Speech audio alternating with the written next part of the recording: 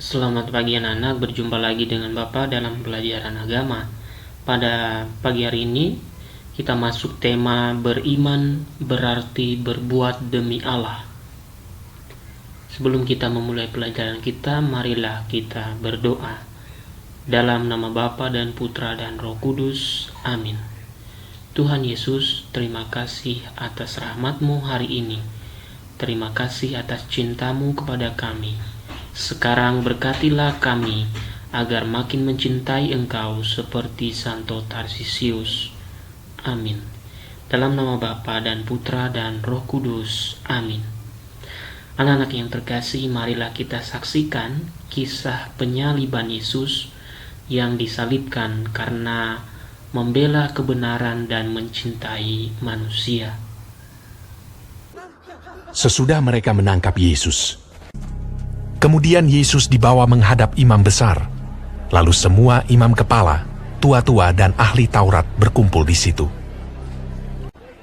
Imam-imam kepala, malah seluruh mahkamah agama mencari kesaksian terhadap Yesus supaya ia dapat dihukum mati. Tetapi mereka tidak memperolehnya. Banyak juga orang yang mengucapkan kesaksian palsu terhadap dia, tetapi kesaksian-kesaksian itu tidak sesuai yang satu dengan yang lain. Maka imam besar bangkit berdiri di tengah-tengah sidang dan bertanya kepada Yesus, katanya, "Tidakkah engkau memberi jawab atas tuduhan-tuduhan saksi-saksi ini terhadap engkau? Apakah engkau Mesias, anak dari yang terpuji?" Jawab Yesus, "Akulah dia, dan kamu akan melihat anak manusia duduk di sebelah kanan yang maha kuasa, dan datang di tengah-tengah awan-awan di langit." Maka imam besar itu mengoyakkan pakaiannya dan berkata, "Untuk apa kita perlu saksi lagi? Kamu sudah mendengar hujatnya terhadap Allah. Bagaimana pendapat kamu?" Lalu dengan suara bulat mereka memutuskan bahwa dia harus dihukum mati. Pagi-pagi benar, mereka membelenggu Yesus, lalu membawanya dan menyerahkannya kepada Pilatus. Pilatus bertanya kepadanya, "Engkaukah Raja orang Yahudi?" Jawab Yesus, "Engkau sendiri mengatakannya." "Lihatlah betapa banyaknya tuduhan mereka terhadap engkau." Tetapi Yesus sama sekali tidak menjawab lagi, sehingga Pilatus merasa heran. Pilatus menjawab mereka dan bertanya, "Apakah kamu menghendaki supaya kubebaskan Raja orang Yahudi ini?" Maka mereka berteriak lagi, katanya, "Salibkanlah dia!" Lalu Pilatus berkata kepada mereka, "Tetapi kejahatan apakah yang telah dilakukannya?" namun mereka makin keras berteriak. "Salibkanlah dia!" Dan pada waktu itu, adalah seorang yang bernama Barabas. Mereka telah melakukan pembunuhan dalam pemberontakan. Dan oleh karena Pilatus ingin memuaskan hati orang banyak itu, ia membebaskan Barabas bagi mereka. Tetapi Yesus disesahnya, lalu diserahkannya untuk disalibkan. Mereka mengenakan jubah ungu kepadanya, menganyam sebuah mahkota duri dan menaruhnya di atas kepalanya. Kemudian mereka mulai memberi hormat kepadanya. Katanya, "Salam, hai Raja orang Yahudi."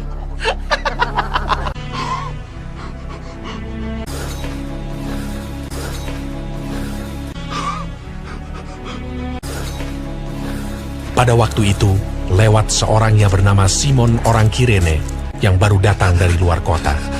Dan orang itu mereka paksa untuk memikul salib Yesus.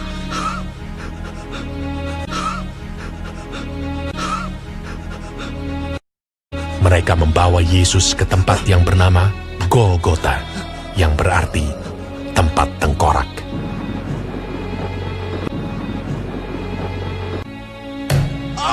Kemudian mereka menyalibkan dia.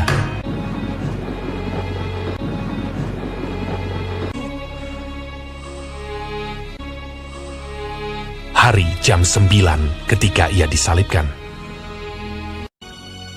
Orang-orang yang lewat di sana menghujat dia, dan sambil menggelengkan kepala, mereka berkata, "Hai engkau yang mau merubuhkan bait suci dan mau membangunnya kembali dalam 3 hari, turunlah dari salib itu dan selamatkan dirimu Demikian juga imam-imam kepala bersama-sama ahli Taurat mengolok-olokkan dia di antara mereka sendiri, dan mereka berkata, Orang lain ia selamatkan, tetapi dirinya sendiri tidak dapat ia selamatkan.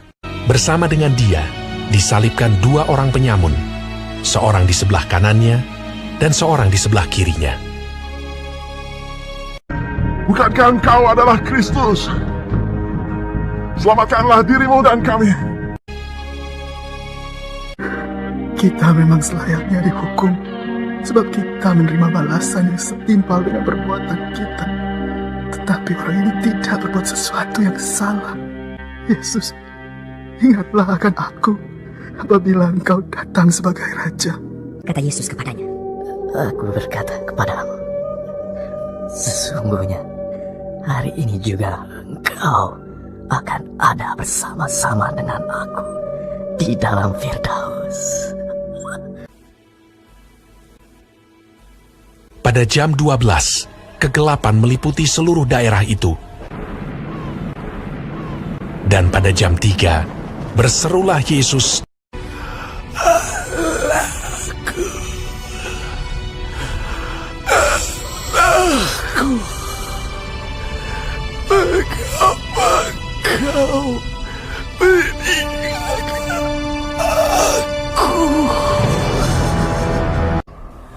Lalu berserulah Yesus dengan suara nyaring dan menyerahkan nyawanya.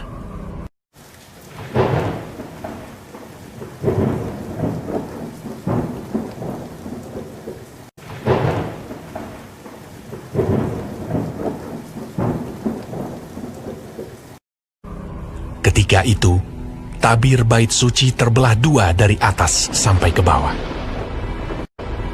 Waktu kepala pasukan yang berdiri berhadapan dengan dia melihat matinya demikian, berkatalah ia, Sungguh, orang ini adalah anak Allah. Setelah kita menyaksikan kisah penyaliban Yesus, maka mari kita saksikan kisah Santo Tarsisius yang juga dibunuh atau menjadi martir karena membela kebenaran dan menyelamatkan hosti Ekaristi yang telah dikonsekrasi.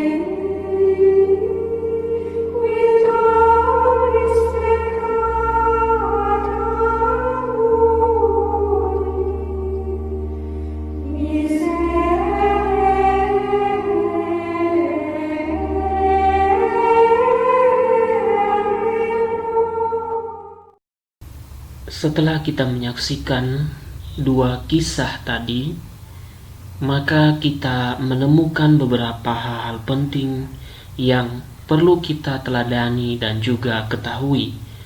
Pertama, Yesus wafat di kayu salib karena mencintai manusia. Kedua, Yesus wafat di kayu salib karena menebus dosa manusia. Ketiga, Yesus wafat di kayu salib karena taat pada kehendak Allah. Dan yang keempat, Santo Tarsisius rela mengorbankan diri sampai mati demi imannya kepada Yesus Kristus. Itulah beberapa hal yang perlu kita ketahui dan kita teladani. Marilah anak-anak kita akhiri pelajaran hari ini dengan berdoa. Dalam nama Bapa dan Putra dan Roh Kudus. Amin. Ya Tuhan Yesus, teguhkanlah iman kami kepadamu dan buatlah kami berani membela yang benar, sehingga kami serupa dengan Engkau. Amin. Dalam nama Bapa dan Putra dan Roh Kudus. Amin.